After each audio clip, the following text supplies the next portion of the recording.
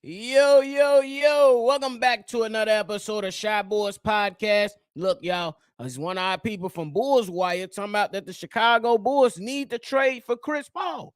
I'm here to let y'all know I don't think that's a great idea. But you got to hear the music first. Cognac. Gang.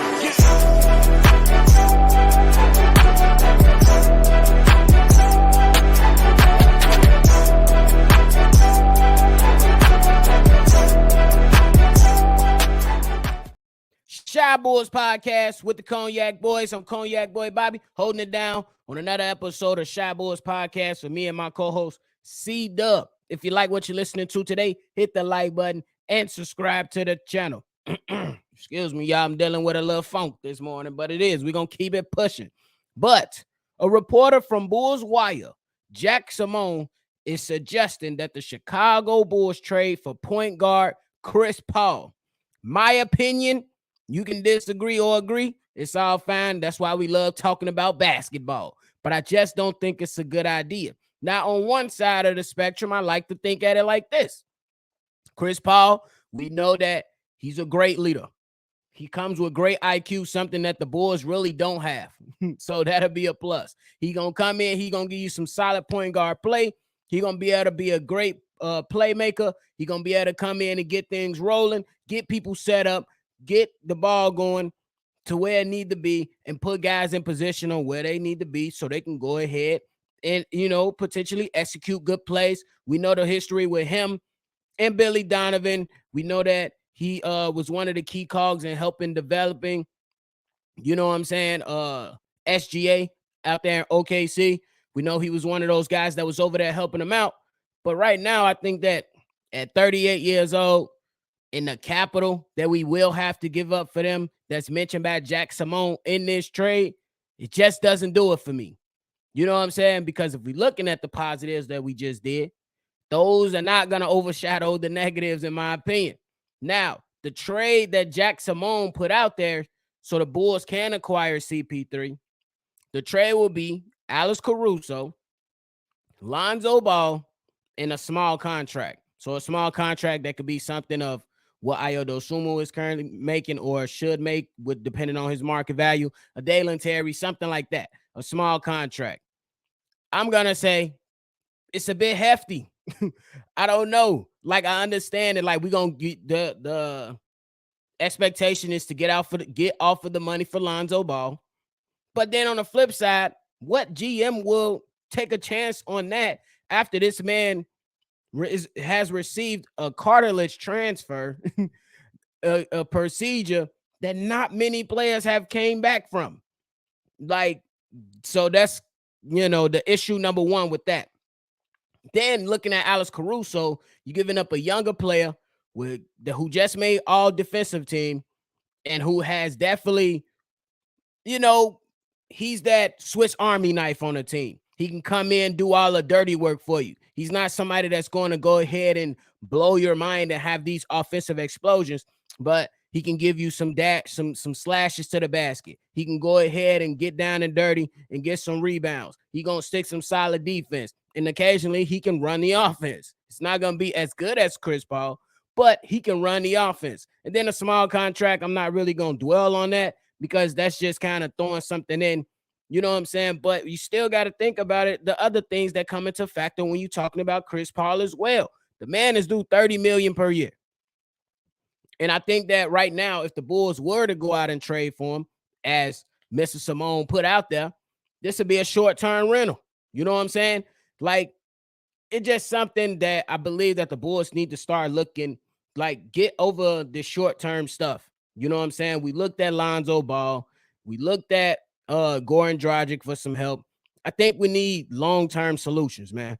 I think this right here, yes, it'll be short-term. I think it'll be good for Chris Paul to come in here and mentor whoever the eventual starter should be, if that's a Kobe White or if the Bulls go out and try to acquire somebody else. We don't know yet if that's helping Ayo Dosunmu regain that confidence and being that starting point guard again. I don't know. I do know that the mentorship will be good. You know what I'm saying? But again, the draft capital is something I'm really, really concerned about. You know what I'm saying? Because I don't think that if the trade was to go down, I don't think they gonna take Lonzo Ball's contract. You know what I'm saying? Because it still doesn't make sense for their team as well, because they still have depth pieces they need to fill out. So you're going to take on a contract for a player that you're not even going to use. And then what is Cameron Payne over there going to be their starting point guard? I don't see that happening. So I don't think that that's something that'll be very intriguing for the Phoenix Suns. And then when you continue to talk about Chris Paul, we talk about the injury history. Just about every single year, my guy gets injured at key moments in the playoffs.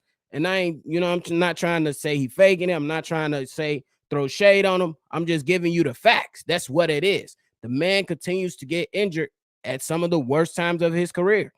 You know what I'm saying? Especially in the playoffs. So that's something I'm not willing to invest in. Injuries are a part of the game. But this man we have to respect history here.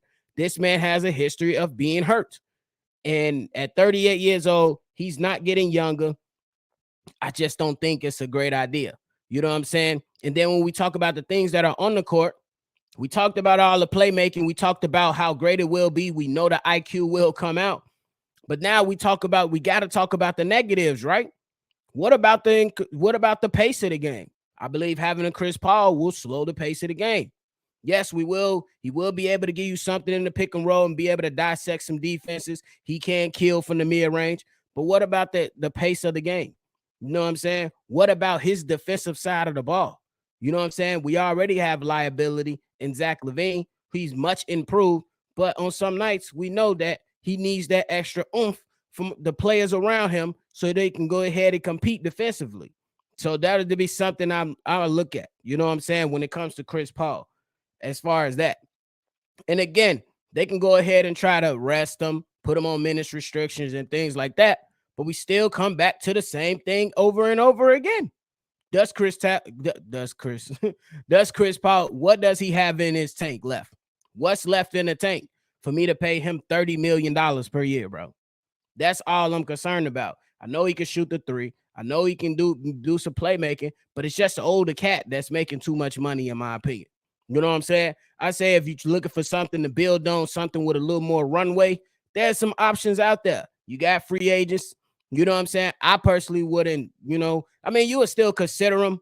You know what I'm saying? I still consider him D'Angelo Russell. I would still, regardless of how the playoffs ended for him, how often he's traveled and things like that, I honestly think it might be okay. But he's a cone on defense too. So that's another thing. That's just those conversations you're going to have within the front office to figure out what's the best solution to continuously move forward. The good side of it is that he has some roadway left, like before the end. You know what I'm saying? He's not that old. So you still got something to look at.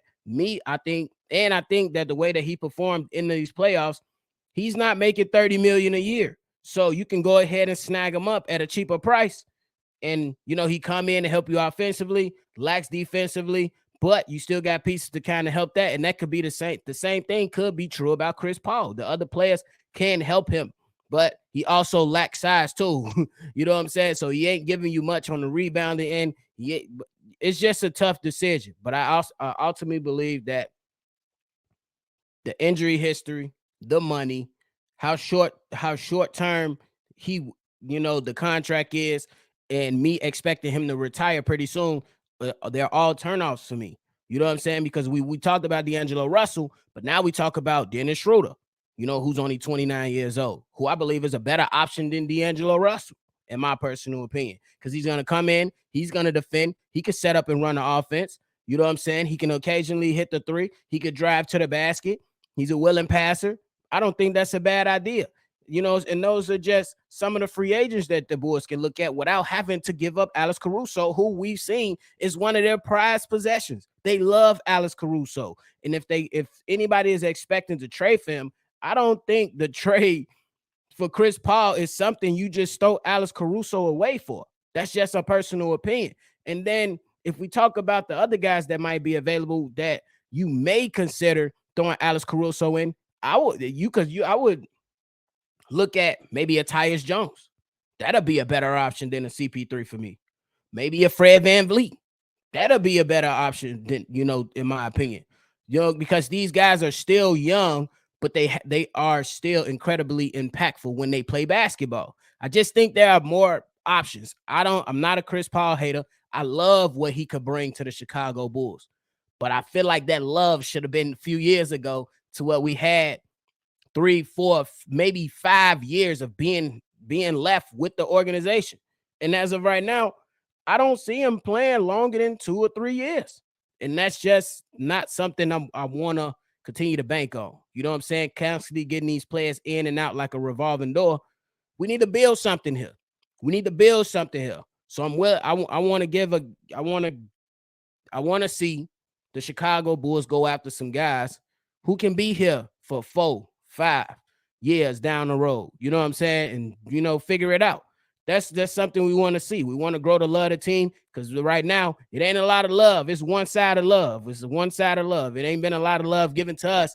That's what we want to see. So I don't want to just constantly just give up things, give up assets, and hope that these older players going to somehow save the day. If we looking at right now, look at the Denver Nuggets. They got them a superstar, they got them an all-star in Nikola Jokic and Jamal Murray, respectfully. After that, they got a bunch of young talent and good role players. I believe that's the blueprint right now. You know what I'm saying? At least for right now. And AK was over there, and he was kind of helped build that. There was some decisions that was made to where we felt like, hey, we could contend now. We seen 35 games of that, and unfortunately, it ain't been the same since. So we got to build this thing out. We're gonna have to ride it out, y'all. And I think it's gonna be some tough times. Depending on, we don't know where this offseason is going right now, but it's gonna be some tough times, man. I really believe it's gonna be some tough times. And so hopefully not that long, but it's still to be determined. I'll keep it a buck. But overall, I think that Chris Paul, love the guy, for sure, Hall of Famer. I just don't think that the Chicago Bulls should trade for him. So Jack Simone, appreciate you, bro, for the article, but it's a dud for me. It's a no. So yeah, all the fans that's listening, man, y'all comment below. Hit the comment box. Let me know how y'all feeling about what we discussed today. Would you trade for Chris Paul, even if you only had him for another year or two? I don't see him playing that long. Would you trade for Chris Paul for another year or two? Is there another trade on the table that you feel makes more sense than giving up Alex Caruso and Lonzo Ball? Because I don't think that trade makes sense for Phoenix or the Chicago Bulls. That's me, though. So hit the comment box below. Make sure y'all like and subscribe to the channel. If you want to send in a voicemail or text message, hit us up, 773-242-9219. It's another episode of Shy Bulls Podcast. I'm Bobby. I'm going to catch y'all on the next. Cognac.